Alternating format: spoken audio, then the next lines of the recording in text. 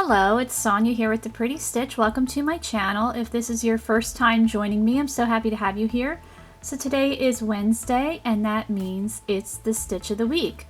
So for today's stitch, I am going to be using an H hook or a 5mm hook, and I am using either it's sport weight or DK weight yarn. I don't think it's DK. I think it's a little finer than that. So let's call it sport, bordering on fingering maybe. I don't know. I lost the label a long time ago, and it's just some leftover yarn in my stash. But for today's stitch, we are going to be doing a lacier stitch. I have to come up with a name for it because I'm not sure what to call it, but it's definitely more of a lace type stitch. So I wanted to use a finer weight yarn and a slightly larger hook in comparison to the yarn. So normally if I was crocheting something that I wanted to have a little bit more of a denser fabric using this yarn, I probably would bump it down to a G hook or a 4.25mm or 4mm hook, or an F hook, which would be a 3.75mm hook. But I want this to look a little bit more open, so I'm using the finer weight yarn and a slightly larger hook. But you can certainly feel free to use whatever hook size you want, whatever yarn weight you have. I just don't suggest using fuzzy or furry yarn. That wouldn't really showcase the stitch very well and probably be really frustrating to crochet with too. So let's get started with this stitch pattern. So to do this stitch pattern, you are going to need to chain a multiple of 6 plus 2. So why don't we chain 26, because 6 times 4 is 24, and then you add 2 and that's 26. So I'm going to chain 26.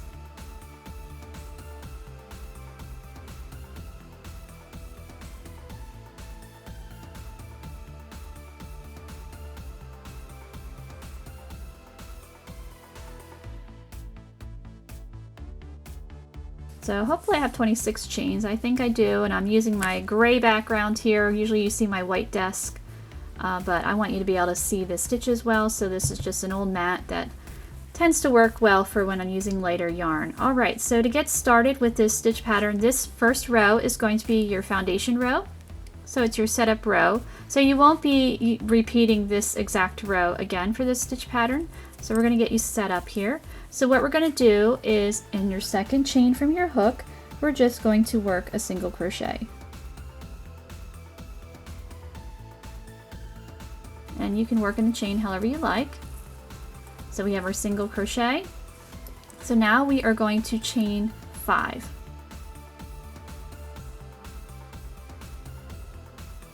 So I have 5 chains. So this 5 chains, the bottom 3, so 1, 2, 3, is going to count as a double crochet stitch. And we are going to work a slip stitch in our second chain from our hook, and this is going to create something called a picot. So it's basically just like a little decorative nub is what I think of it. So if you see a pattern that calls for picot, and they'll probably have directions on how to do it, it's just a decorative little nub for your project. So don't think of it as some special like fancy complicated stitch. It just adds a little decorative touch, a little nub. Alright, so let's continue. So right back in this same stitch where we created our same chain where we made the single crochet, you're going to work a double crochet.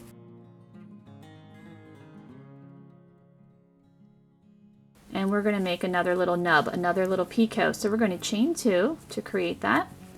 And we're going to slip stitch right back in that double crochet, and we're going to create our second picot. And we're going to do this until we have 5 of these. It's kind of like a shell, but kind of not. So let's go back. You're going to have 5 nubs, 5 picots. So worked a double crochet right back in there. We're going to chain 2, and right back in that double crochet, work your slip stitch. And this hair stuck on my yarn. I have long hair, and my daughters do too, so I think we shed periodically, just like dogs, so it kind of gets everywhere. Alright, we're going to double crochet again, and we're going to chain 2 and work another little picot, slip stitch there. So we have 1, 2, 3, 4. We want to have 5 of these nubs, so back in our final one, double crochet, chain 2, and we're going to slip stitch right back in that double crochet. So we have our first part of our stitch pattern done. So this part here counts as our double crochet, and then we have our little nub there. Alright, so let's continue. So what you're going to want to do is skip 5 chains. So sometimes you have to pull this guy back because it can kind of cover up this chain. So I'm just pulling it back. So this is 1, 2, 3, 4, and 5, and we're going to single crochet in the next chain, which would be the 6th chain. And we're going to repeat. So we're going to chain 5. So it's a pretty easy stitch pattern. And we're going to slip stitch in the 2nd chain from our hook to create our little nub, or our picot. I guess picot is the fancier term. And we're going to go right back in that chain where we made our single crochet and work a double crochet and chain 2 and work our slip stitch right back in that double crochet to create our 2nd picot, and we're going to keep doing that. So double crocheting right back in that same stitch, chaining 2, working the slip stitch until we have 5 double crochets and 5 picots or nubs, however you want to refer to it. If I was writing a pattern, I would call it picot, but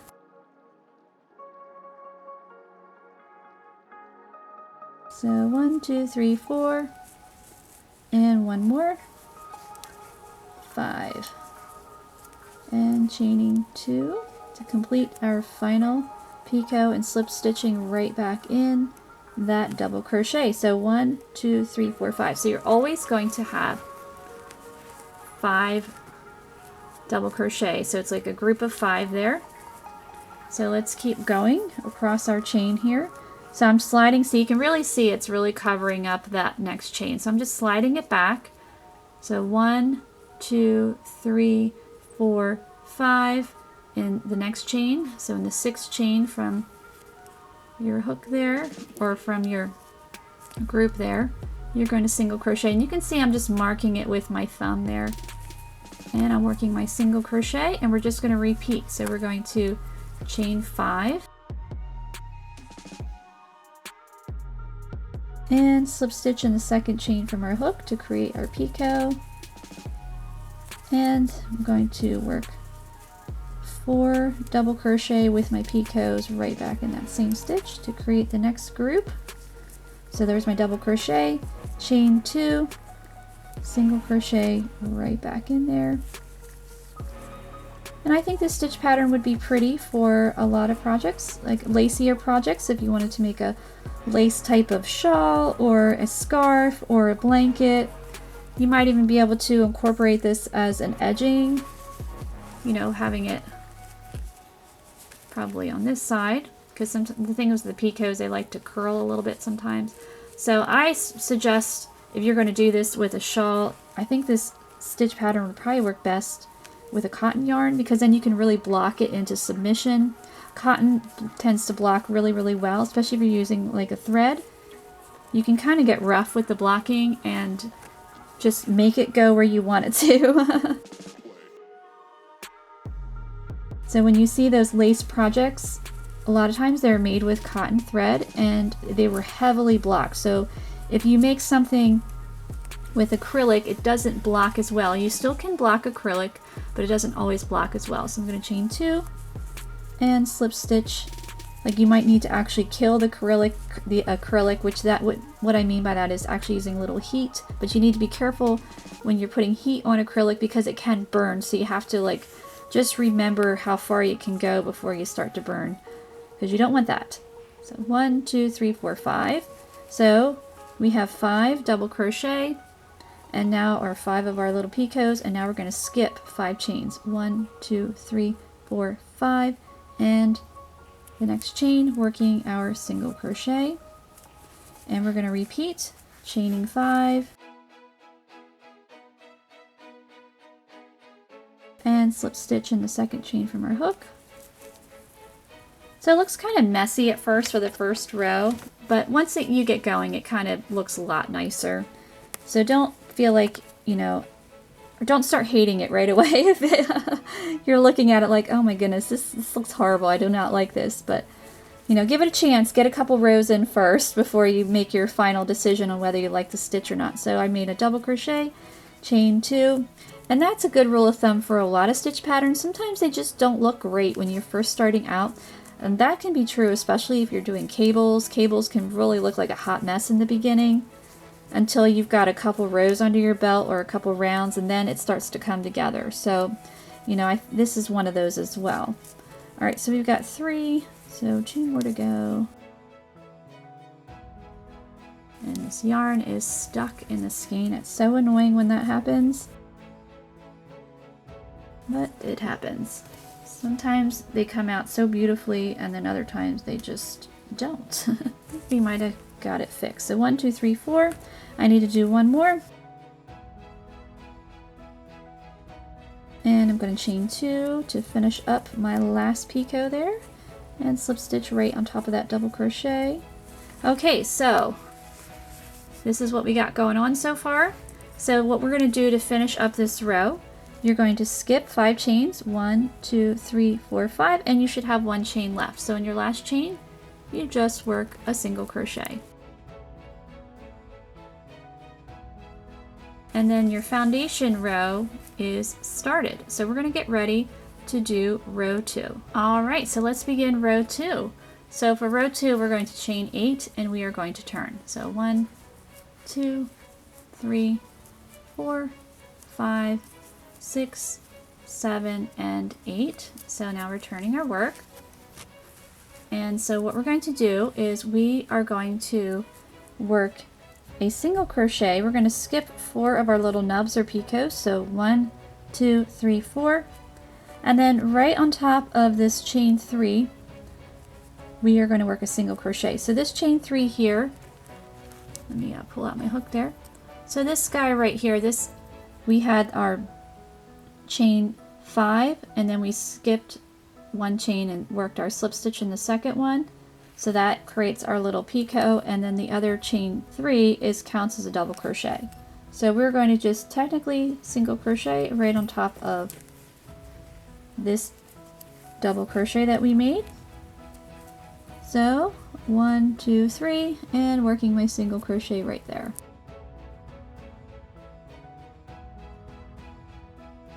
Okay, so now we're going to chain 5.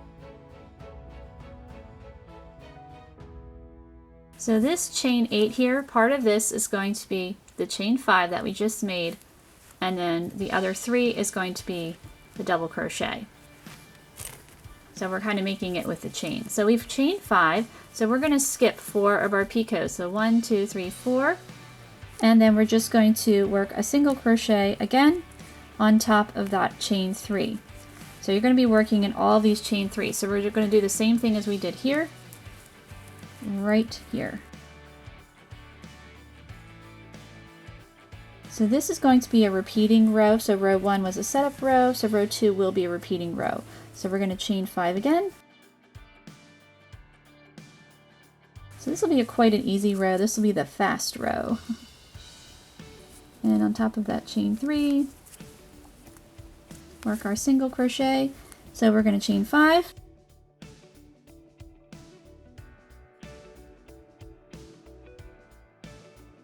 And we're going to single crochet right on top of the chain 3s. And this will help create that double crochet, give it a little bit of structure for the row. So there is row 2, starting to take a little bit of shape there. So we're going to get ready for row 3. So let's get started for row 3. So row 3, we're going to chain 5.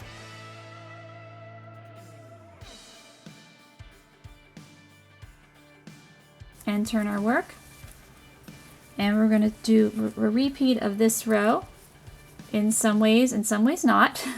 All right, so we're going to slip stitch in the second chain from our hook to create our little picot or our little nub. And we're going to go right back in this single crochet, and we're going to work our 4 double crochets with our picots on it. So here's my first one to create a total of 5. Chaining 2 and slip stitching right back in that double crochet. So this is going to be the 3rd. Double crochet, chain 2, slip stitch, create our picot. So 4.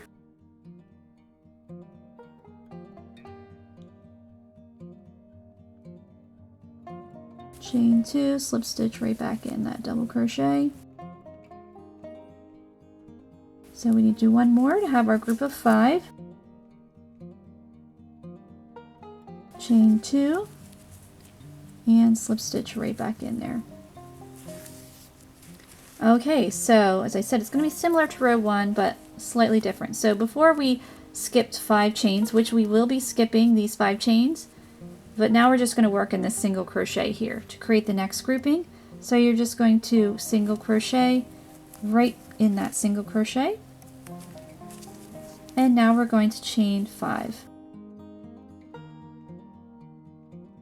and continue. So slip stitch in the second chain from our hook and double crochet right back in that single crochet we just made, chaining 2, slip stitch in there until we have, we're going to keep going till we have our 5, our group of 5 there. So there's our double crochet, chain 2,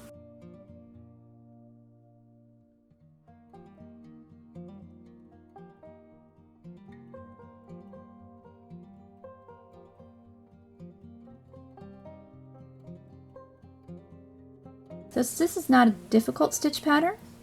This row just takes a little bit longer, but it utilizes very simple stitches to create something pretty. I think it's pretty. Chain 2 and then slip stitch right back in there. And so now we're going to go to our next single crochet. So I'm going to single crochet in there, and we're going to chain 5. Slip stitch in the second chain from our hook. Whoops. Look through the camera and it's like, where is it? Can't see it. Alright, so working my double crochet right back in there, chaining 2, slip stitch right back in that stitch, and go back.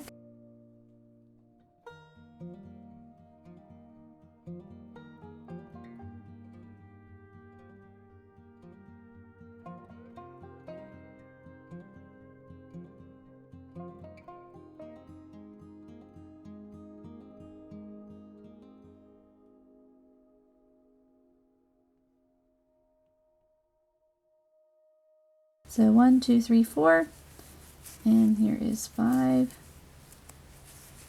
creating our final picot in this group of 5. And we're going to continue. Keep wanting to get my hook started for double crocheting. Oh, we're tangled up, goodness gracious. Alright, single crochet in the next single crochet, chaining 5, slip stitch in the second chain from our hook,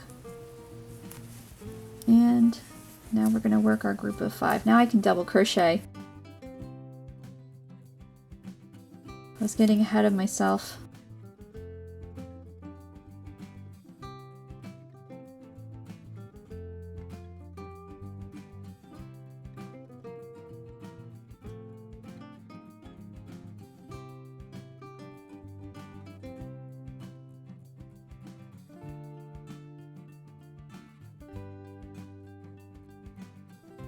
So here is stitch 5 and chaining 2 and slip stitch in there. So we created our final nub here. So now we just need to complete this row. So you're going to look at this, see this chain here. So you're going to look, and I think it's easier to count at the bottom. So 1, 2, 3. And that's where you're going to want to pop your last single crochet in there to create that double crochet. And then we have completed row 3. So what you want to do for this stitch pattern is you're going to want to repeat rows 2 and 3 for however long you would want your swatch. So I'll do a couple more rows and then I will meet you back. Alright, so I have worked 7 rows of this stitch pattern. So I ended on row 7 here. So depending what you're making, you could either end on row 3. So this is technically row 3, because to do this stitch pattern you're going to repeat rows 2 and 3. So this is row 2 here, this is row 3, so we just repeat them. So depending what you're making, you know, you can either end on a row 2 or a row 3. This stitch pattern I think would be pretty if you, let's say you were making a scarf out of this, if you wanted like a lacy type scarf. I would probably do it, make the one half be this, and then this would be your little edging. It creates its own little edging, and then attach your yarn on the other side here, and then work the other side so that the edgings, you know, match. So that's one way you could do it, and then you know, it already creates its own little pretty edging. You could make a cowl out of this if you wanted to. So then I would end on a row 2, and then you can just, you know, stitch it closed or sew it together, however you would want to attach it. You could do it like that. I mean, there's lots of different things that you could use this stitch pattern for. I think it's quite nice. So I think it, you know, it's kind of straightened itself out in the beginning. You know, it looked kind of wonky and not that cute, but now you can see, I think it looks really pretty. And again, I think it would work really well in a yarn that had cotton in it, or even a natural fiber like wool. Wool blocks really well, or cashmere, you know, something with some natural fibers in it. So when you block it, you know, you can stretch her out, pull it out, it's going to hold its shape. Acrylic kind of has a little bit of a bounce back to it, and it has its place in the yarn world. It's great for doing swatches, practicing. If you really want something durable, like for a child or a baby, you know, it's going to go in and out of the wash. Acrylic is great for that too.